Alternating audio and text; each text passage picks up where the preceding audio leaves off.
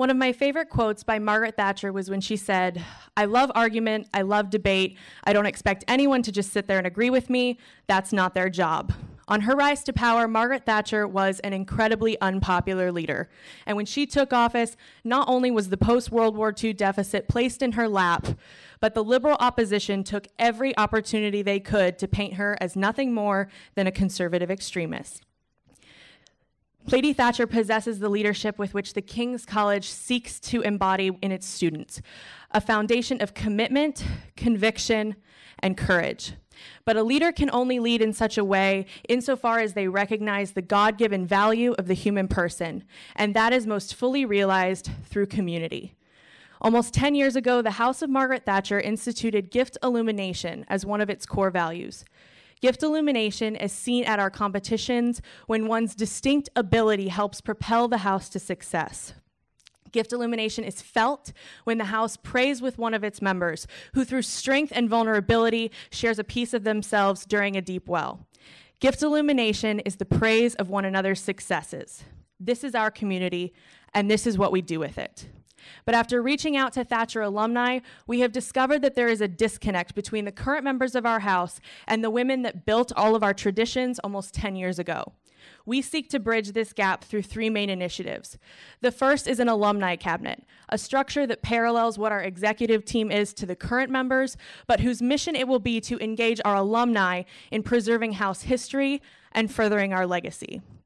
The second initiative will be a website, a central location of communication for all things Thatcher. Not only will our current members have another medium with which to access news and upcoming events, but our alumni will be able to see what the current members of our house are doing to build on their legacies and traditions and how we are diversifying it.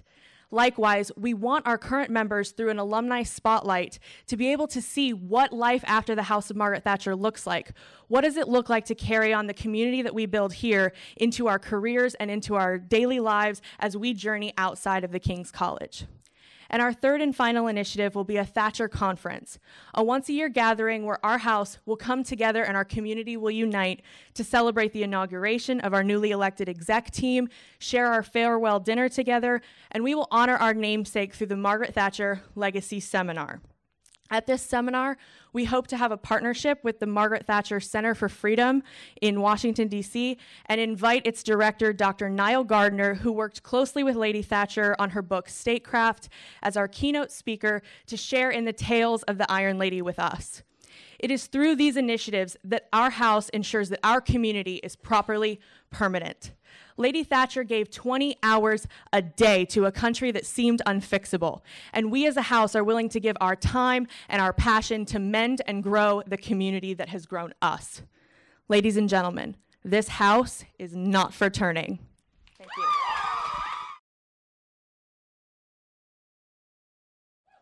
Hello. My name is Hope, and I represent the House of Sojourner Truth. And as a house, we represent a family. Now, I know that sounds super cliche, but it's not like the family that's in a Hallmark special. Family's tough, and I think a lot of us know that. Sometimes we sit down at the dinner table, and we look across the table at our sister, and we say, do I really know her that well? Do I know what she loves and what she wants to do? Well, family is so hard, but that's also why it's so important. Because what we cultivate in a family, we express for the rest of our lives. In that time, we learn with a certain group of people for a certain amount of time. And then we go out into the world and we take those skills that we've learned and we use them. And in our house, we face a constraint, a pretty big one, of unity. I'll be the first to say it. The House of Sojourner Truth is not the strongest, most unified house at this college, but we can be. If we fight for this family because we recognize the importance of it. Understand and empower. Those are the two things I want you to remember. We want to understand each other, know what we're doing and why we're doing it. So we've started small with a spreadsheet. It's a Google Doc that everybody will have access to that says what we're doing and what we want to do. Alumni will also have access to this document so they can connect current students with what they're doing in their lives and teach them. Empower. Like I said, this house can be so useful in helping people into cultivating them into what they want to do with their lives. That's what we want to do. We want to help people grow and then send them off. Understand and empower. But how do we do this? Mentorship. We have girls in our house pouring into the lives of the younger girls, but the exec team is so focused on how much money we're going to have for our house retreat and how we're going to pay for pizza for our, Bible study that we don't, it's hard to focus on building a house when you have to focus so much on if we're going to even have money to have one. That's why we need donors. We need people to invest in us investing in one another. So, lastly, I want to talk about my friend Jennifer. She's here today. And I met her on an airplane twice, actually. So that's why we're best friends now. And she's a hero. She fought for our country for 18 years. And I went out to dinner with her, and she looked at me and she said, when I'm done with you, you're going to have so much confidence. And I was like, oh, dear. But, ladies and gentlemen, that is the future of our house. To empower and to cultivate and to give girls confidence to do what they love. The House of Sojourner Truth strives to empower honorable Christian leaders who emanate grace and truth. We are alive, solid, and passionate. Thank you.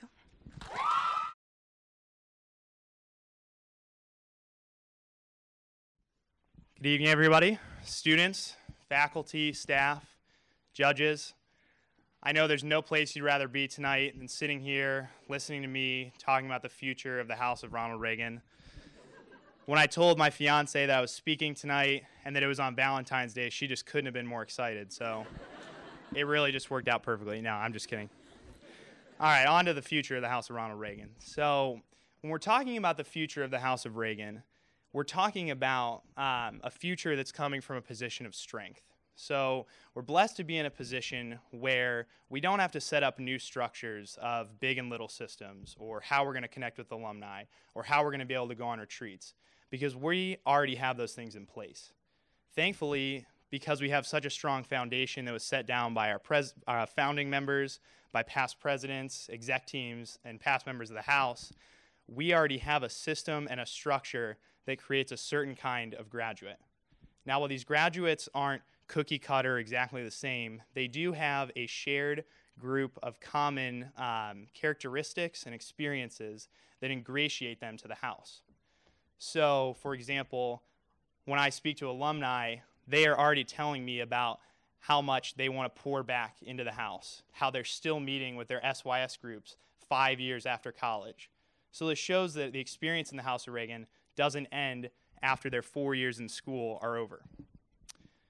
So like I said, we're talking about starting from a position of strength, and this has allowed our house to be more forward-looking. And so sometimes, to be honest, this is met with some maybe jealousy or bad opinions of our house from other houses or even the school. It brings me back to a time last year when I was sitting on the council as president of the House, and we were debating about our forward-looking mentality and how we want to do great things in the future and how we want to be forward-looking and planning for the future. I mean, we're talking 30 years down the road. And some students said, well, Johnny, that's great. You're talking about raising money for a brownstone, but our house is struggling to even raise enough money to be able to buy pizza for our next house event. And I want to point out two things about that. First is that we're not doing this so that we can just have our Reagan brownstone in Brooklyn Heights, wear Brooks Brothers blazers, be cooler or better than anybody. We're doing this so that we can be the first to take a step. We can be an example for other houses that can follow us so that they too can go on 2 house retreats a year. They can be able to provide food for alumni, for student events, so they can build better communities in their houses as well. Because we see it as my question was last year on the council was, when are we going to go from buying pizza to buying a brownstone? It's not going to be one step. It's going to be a process, right? And we believe as a house that process starts now. Not in 10 years, not in 5 years, but now. And so, how are we going to do this? Some of you may ask. Well, thanks to Josh Chang, Cody Striplin, and the many others who worked on the project today that I'm presenting, after hours of digging through hundreds of pages of New York and federal tax law, they figured out a way to set up an outside organization called a 501c10. It's a fraternal outside organization that is allowed to accept tax-free donations from donors and friends of the house and make tax-free donations to a subordinated organization. Now, the subordinated organization must have a parent organization. In this case, the subordinate organization being the House of Ronald Reagan, while the parent organization being the King's College. This maintains the House of Reagan's stance as a subordinate organization under the King's College rules, regulations, and guidance, while still allowing us to be self-funded and independent. And so, again, like I said, we're not thinking about doing these things so that we can be better than anyone or so that we can brag about what we have or don't have. It's so that we can be the first to take a step towards building better communities within our house and also showing the other houses how they can do that for themselves as well. And most importantly, it's showing them and showing our house how we can continue to exist to equip and encourage our members to be God-fearing men of integrity who take calculated risks while persevering in the pursuit of a significant life. Thank you very much.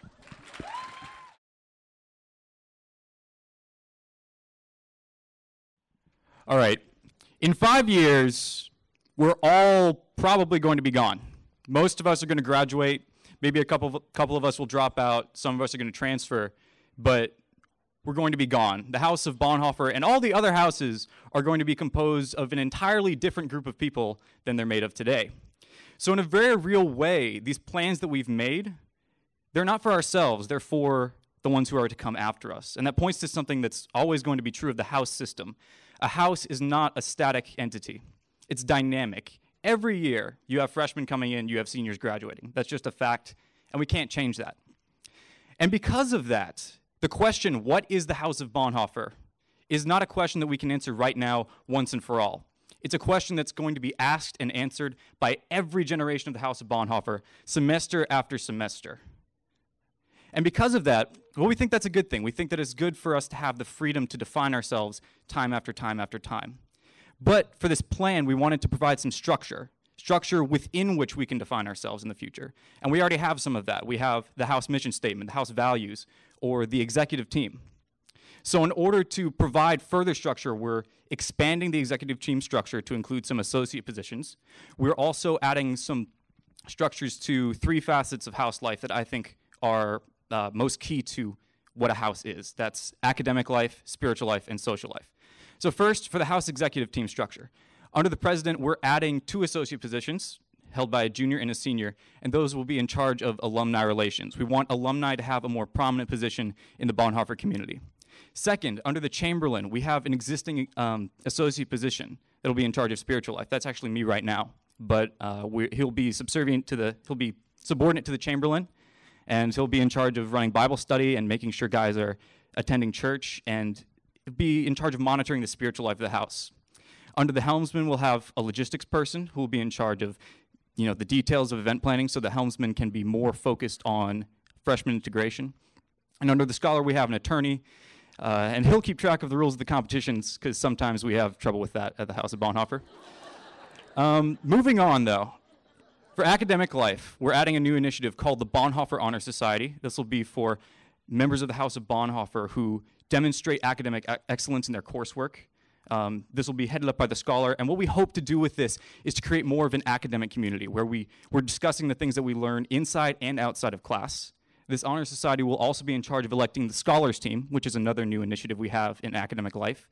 The scholars team will be composed of one member from each class, and they'll share in some of the responsibilities of the scholar because it's a pretty heavy weight for the scholar to be in charge of the academic health of an entire house. We hope by spreading some of the responsibility, it'll help the scholar to do a better job and to not be so burdened by the entire house. Second, in spiritual life, we're adding, in addition to the weekly Bible study that we already have, we're adding a sort of a small group time that'll be focused more on reflection and personal growth, personal development. At the moment, our Bible study is very academic, focused on rigorously looking at the text and figuring out what it says. But we want it to be more well-rounded. We want to be able to look at our Bible study and have more direct applications that we can bring into our lives and talk about what's going on with us in this small group time. We're also adding designated churchgoers who are going to be inviting and bringing house members to churches and getting them connected so that it's easier for us to become rooted and tied to a church community. Now, third, social life. We want to, like I said before, we want to bring alumni back into our community, make sure they have a more prominent role in the House of Bonhoeffer. Also, we're revising our big and little system. At the moment, we have bigs and littles assigned very early in the semester.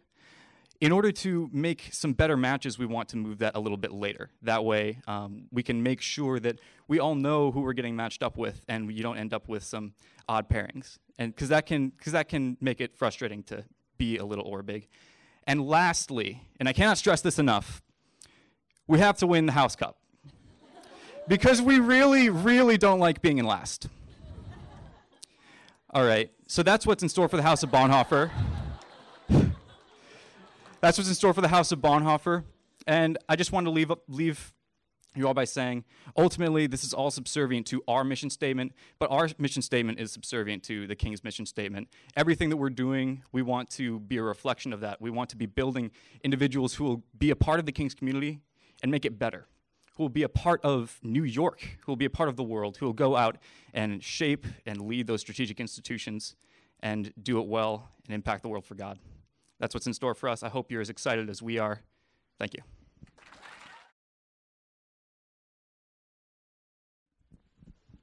Clarissa Harlow Barton is an archetype for female leadership.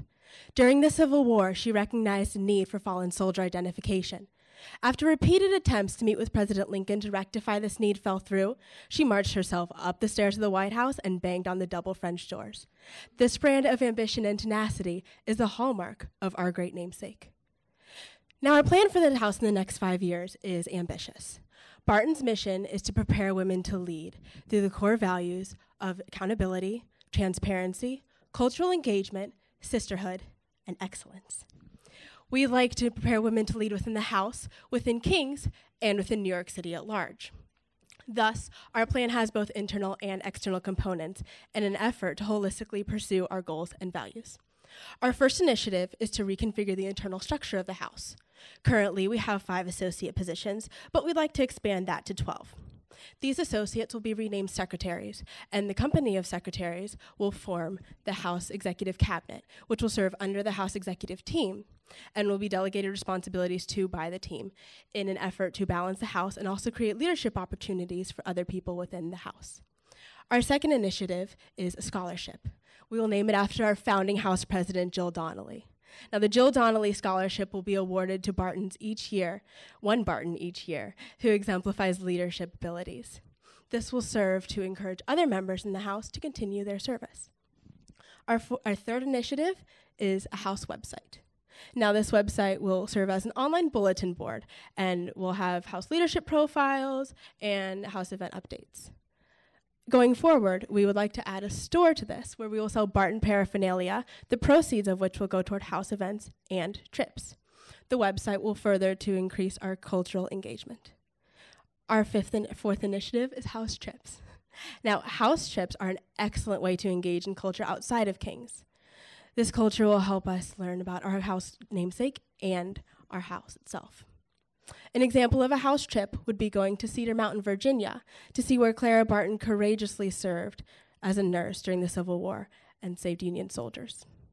Now, we know that our scarlet-lipped smiles can't pay for all of this, so in order to get donations, we would like to appeal to our alumni. Now, we know that that might be kind of a small base to begin with, so we have to appeal to other people for both relational and monetary investment. In the way of relational investment, we would like to establish a mentorship program to pair professionals in New York City with members of the House of Barton. This mentorship will help them to serve their professional fields excellently. Now, Bartons love to serve. We strive to emulate Clara's example of leadership through service. And so we are going to look into ways to reestablish our relationship with the Red Cross and encourage our current partnership with Avail Ministries. We in the House of Clara Barton are excited to parlay her values and dreams into the modern arena. We will never fail to emulate Clara's zeal for leadership and improvement as we seek to go forward in the next 5 years. Thank you.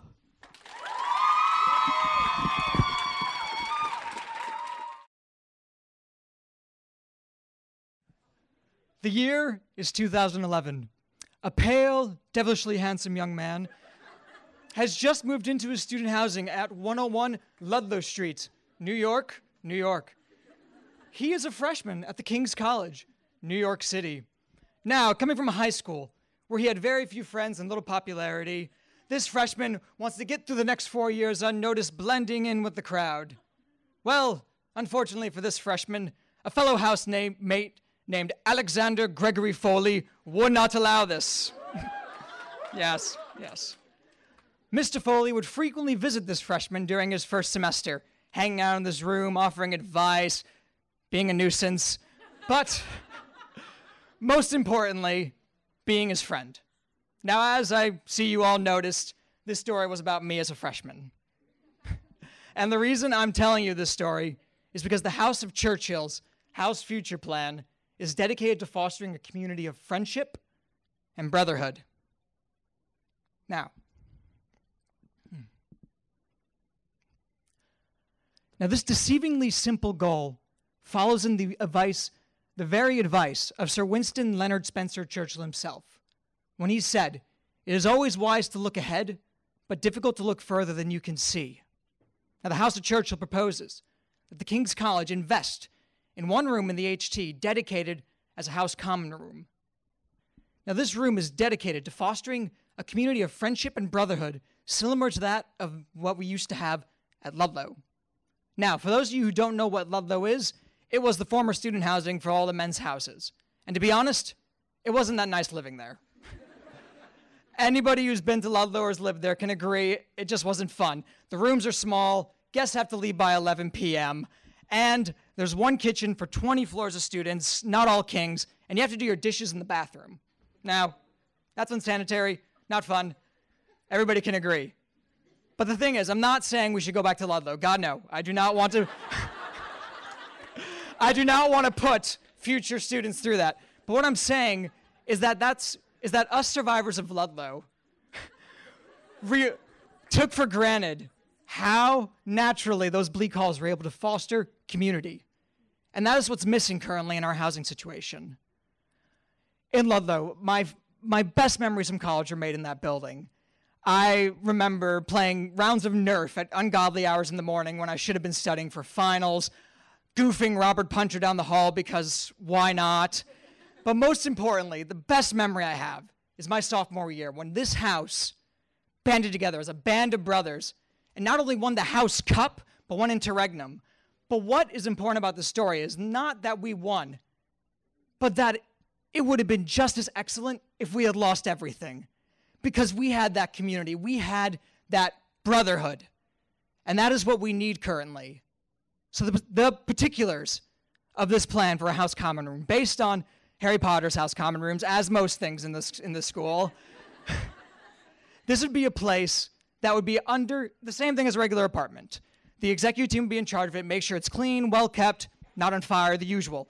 But this would be able to serve the house as a place for meetings, Bible studies, house events, anything. So the majority of this house body doesn't have to travel from the HT to the school just to participate in this community because it's a pain.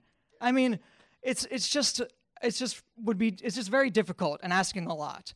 So it's just so nice to be able to go down a few floors to go to a house event with your brothers. But more importantly, this room would act as a place of informal community, a place where you can just go to get away from the struggles of school and life and just relax, hang out with some brothers, play a video game, read a book, enjoy a meal, a place where upperclassmen and underclassmen alike can bond together and create this community. So the question that we're all faced with tonight is where our houses will be in the next 5 years. And to be honest, I don't know where Churchill will be. I would be lying to you if I said I do. But what I do know is that if we are able to reestablish that former sense of community we had at Ludlow, some lonely freshman will come into this house and make a friend. Thank you.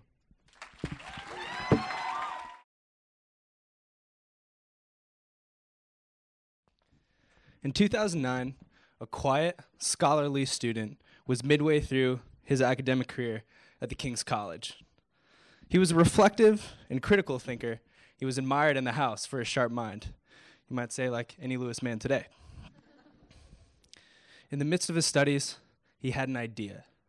His idea included a student-produced publication that would serve as an outlet on which to comment on current events within the King's community and abroad, and to reflect on those scholarly topics he saw as most profound.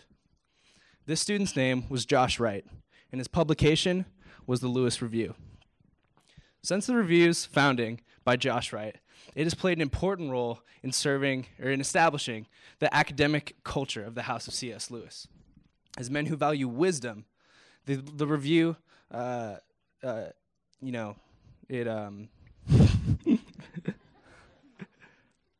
Review serves to deepen our academic culture, as well as serve as an outlet to engage the intellects of both the men of Lewis and the student body at large. Our business plan today revolves around the growth of the Review and seeing that vision captivate the King's community and beyond. The concept of the Lewis Review is simple. Provide an outlet for students to publish their scholarly and opinion works, as well as feature prominent thought leaders commenting on topics of philosophy, theology, and culture. Since its revival last year by recent graduate Dan Kemp, the Review has published 23 articles, earned thousands of views on its website, and published 3 successful paper editions. Going forward, we want to focus on 4 strategies that are aimed at increasing the Lewis Review's influence and readership within the King's community. Our first strategy is increasing the quality and quantity of our content. Our article on the Reagan Bro test performed so well because it was relevant to the King's community. Future content from the Review will be geared toward the King's community while still maintaining the brand of the Lewis Review. We also want to hire 2 to 3 additional associate writers to write 2 to 3 articles of this type a week for the Lewis Review. Our second area of focus is going to be our digital strategy. The Lewis Review seeks to expand its online presence through posting relevant and targeted posts that will show up in the news feeds of King's students, faculty, and staff. We also plan to improve our website by making it more aesthetically pleasing, easier to navigate, encourages article views, and drives donations. Our third area of focus is going to be paper distribution. Now, you all have seen the advertisements that clutter up the tables around campus. Not only do these advertisements clutter our school, but they also take away from the significance of what's being advertised. Now, in contrast, the Lewis Review seeks to distribute a monthly paper edition that will be distributed via distribution trays that will be placed at strategic points on campus. These distribution trays will serve to clean up our school, position the Lewis Review as a significant publication on campus, and provide the opportunity for the Review to promote its brand through the design of the trays.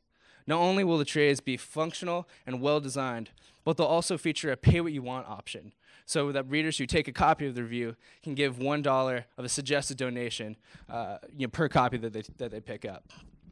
Finally, the Lewis Review wants to utilize its relationships with King's alumni and faculty to feature them as special contributors. Eventually, we even want to feature prominent thought leaders like Eric Metaxas, our own president, and others. Now, all these strategies, of course, depend on maintaining a consistent revenue stream.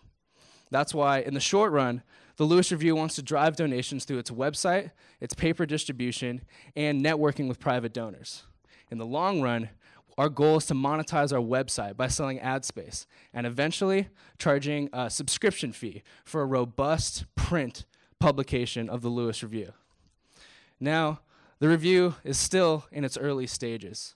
It's a long way before the vision of Josh Wright is fully realized. But there are stories that show that success is possible. The Dartmouth Review, one of the country's most widely read undergraduate publications, started out as a simple weekly newsletter distributed on the Dartmouth campus. Now, it's read by thousands of readers across the country and is a testament to the potential of undergraduate minds. We believe that the Lewis Review, acting with thoughtful strategy and backed by the house of C.S. Lewis, can become a source of intellectual engagement and activists for truth in a society that needs to be reminded of the necessity of a free mind. Thank you.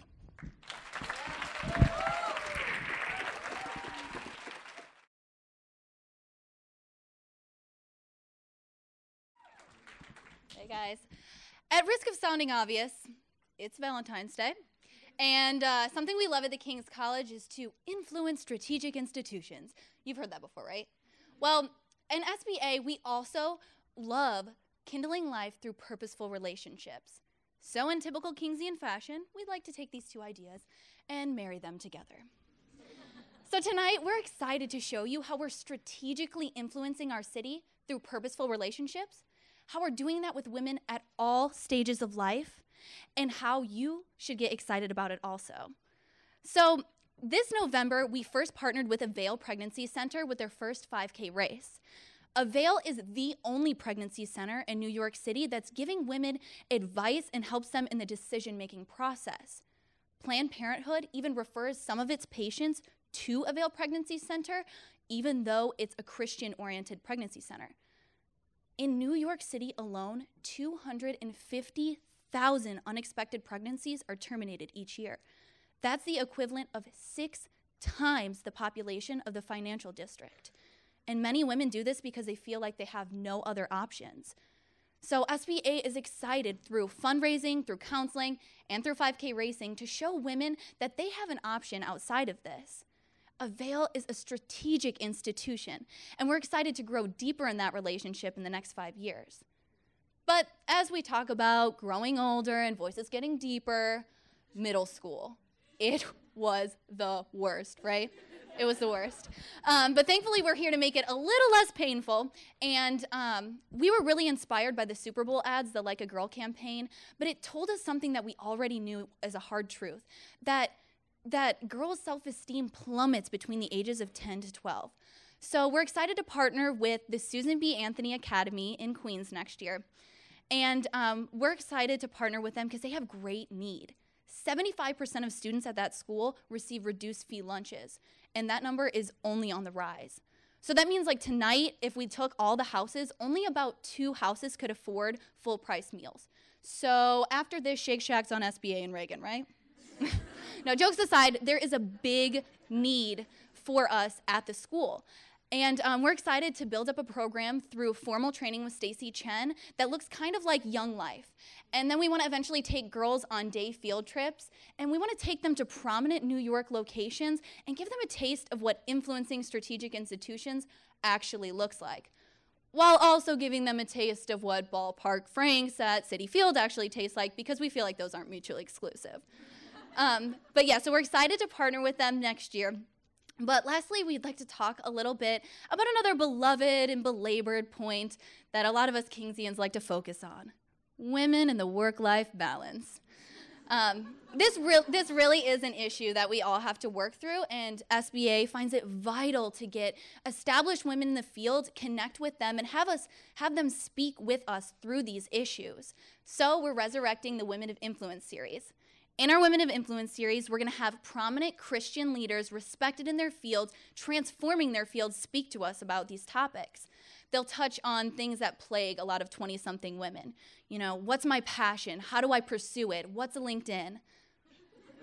Okay, maybe not the last one, but we've already formed really strategic and high-profile relationships with prominent Broadway performers and also a theological leader. So we're excited to see this move forward. We envision this conference busting out of the city room and hopefully hosting up to 1,000 people in the next 5 years. And ultimately what we want to do with this is we want to empower women to lead. We want them to lead outside of Kings, outside of the city, and even outside of our faith. See, in SBA, we think a lot about how can I be a better sister, a better friend, a better girlfriend if we're so lucky, a better daughter, and a better follower of Christ. But we realize that we cannot do this alone. How can we be a student, let alone a better student, if we don't have a teacher? So you see that we can't even think about cultivating ourselves without thinking about cultivating our relationships first. And God has called all of us into community, all of us into deeper relationship. And so we're excited to show you how we're doing that, how we're strategically influencing women at each stage of life, Avail, the SBA school, and the Women of Influence. And I don't want this to be another lovey-dovey, Valentine's Day speech, but we really want this to be a call to action, a challenge for you guys to go deeper in your relationships so that you may have a life and a life more abundantly. We at SBA kindle life through purposeful relationships. How are you going to influence our city today? SBA has thrown down the gauntlet. Are you ready to pick it up? Thank you.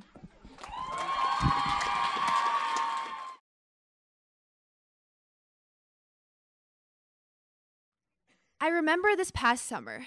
I had just graduated in a small town, even smaller than Kings, believe it or not. And what I remember most is this growing excitement and anticipation. Your college years will be some of the greatest years of your life, my parents had told me. And now, as my first year in college begins to come to a close, I can't help but wish these college years lasted just a little bit longer. Stephanie Gardner, a senior in the House of Truth, told me just the other day that while freshman year seems to fly by, the next 3 years will go by even faster. And that is why I am so excited and pleased to announce that the House of Queen Elizabeth I has a plan to extend our sisterhood beyond our time here just at King's with the House of Queen Elizabeth I Scholarship Fund. The House of QE1 strive to carry the values of grace, discernment, and monarchy wherever we may go. As a freshman, I have been able to witness countless examples of these values through other members in my house, whether that included practicing basketball with grace, despite how uncoordinated we all actually are, practicing discernment in Dr. Blander's philosophy class, and also learning what true monarchy looks like. A school working together in community of students and faculty to serve not only each other, but also our one true God. These values have served as the basis for the community of integrity and excellence and service within the House of QE1, and are also what have inspired the House of Queen Elizabeth I Scholarship Fund. This scholarship fund meets two unmet questions in the House. This scholarship fund meets two unmet needs in the House. First, some current members of the House of QE1 lack financial resources to pursue instrumental opportunities for their careers. For example, my big, Caroline Swenson, plans to attend law school after graduating. After applying for and being accepted for the scholarship, Caroline would receive the $233 it would cost for her to take the LSAT exam. Now, we as a house would be able to provide that for her, and not only just encourage her with the money and the support, but to support just her pursuing her dreams of excellence. And how we would encourage her pursuing not only with this money, but also supporting just her pursuing her dreams.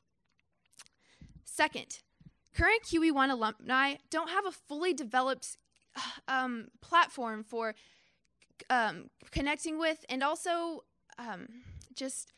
for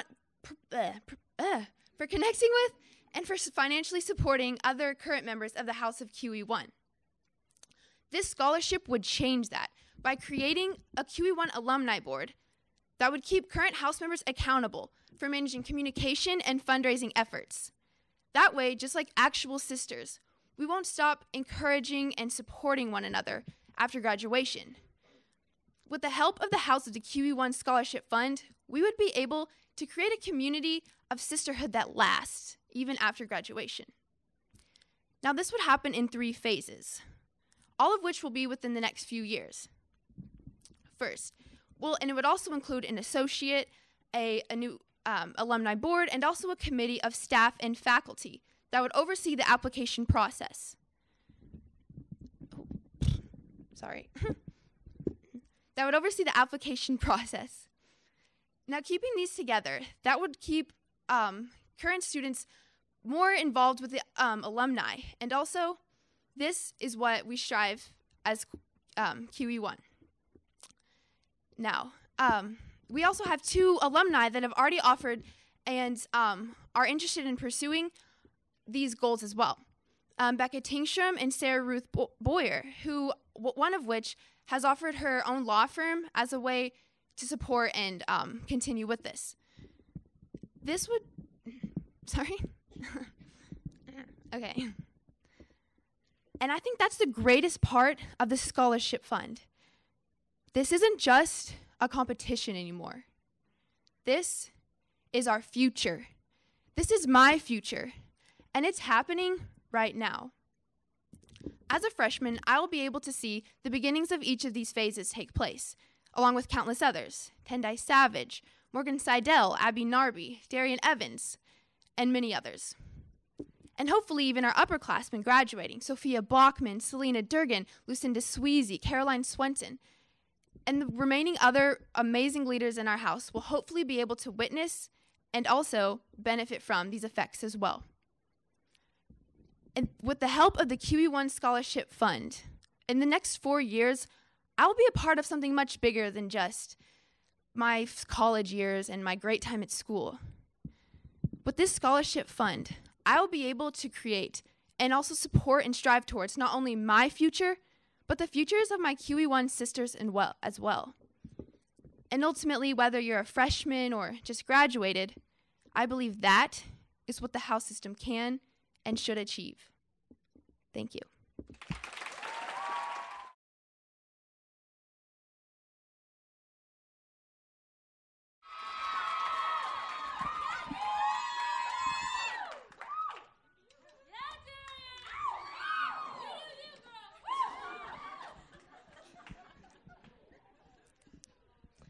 Corey credits her father's example as her inspiration.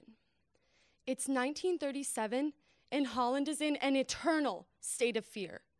Nazi reign is on the rise and ready to invade Holland. It's an especially cold day. There's no snow, but it feels bitter. The streets are empty and eerily silent. Corey's family rests at home when a pastor knocks at their door. He enters the Ten Boom home to be welcomed by a solemn conversation. Corey asks her pastor to help shield a mother and newborn child from being slain at the hands of Nazi Germany. The pastor replies, "No, definitely not. We could lose our lives for that Jewish child." Unseen by the both of them, Corey's father appears in the doorway. "Give the child to me, Corey." Holding the baby, he looks the pastor in the eyes. "You say we can lose our lives for this child? I would consider that the greatest honor that could come to my family." Corey Ten Boom was a woman who acted with valor when she hid Jewish people in her home during the Holocaust to preserve community. She was a woman who found joy in a concentration camp by spreading the good news of the gospel. She was a woman who possessed enough peace in her heart that she was able to forgive the Ravensbrück concentration camp guard who killed her sister Betsy. So what is Corey Ten Boom? She is peace, she is joy, and she is valor. And we, the House of Corey Ten Boom, aim to honor her as sisters, sharing an adventure, pursuing truth, and thriving together. To better fulfill our mission, the House of Corey Ten Boom proposes 3 developments for the future of the House. The first, a new tradition, the Corey Ten Boom Prayer for Peace. The House seeks to stand in solidarity with the Corey Ten Boom Fellowship to carry forth the vision of the Ten Boom family to pray for the peace of Jerusalem. The House plans on doing so by establishing a bi-weekly prayer tradition.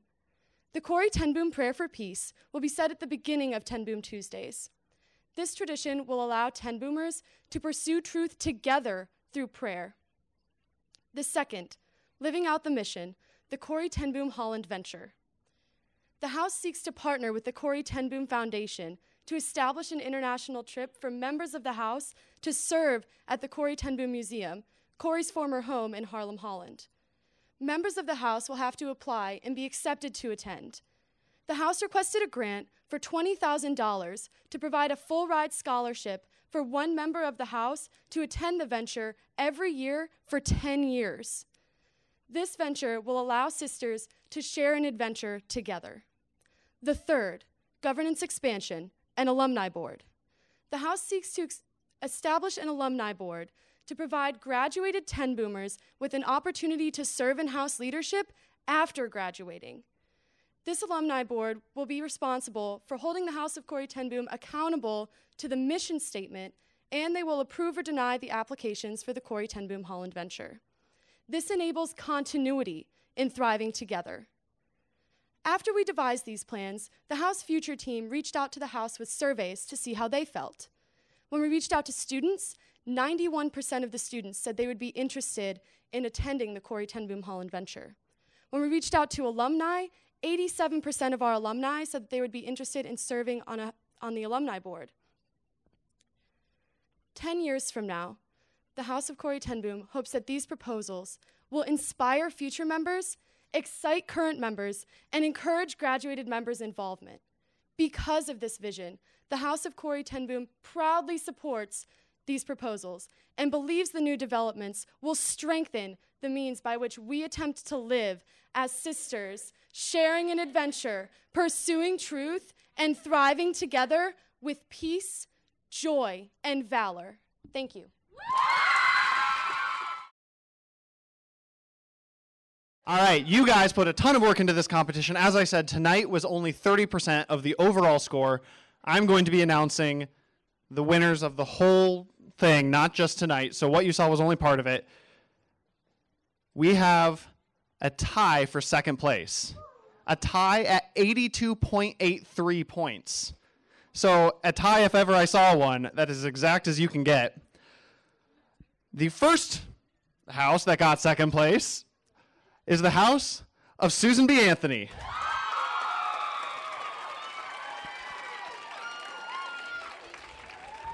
The second house that got second place is the house of Margaret Thatcher.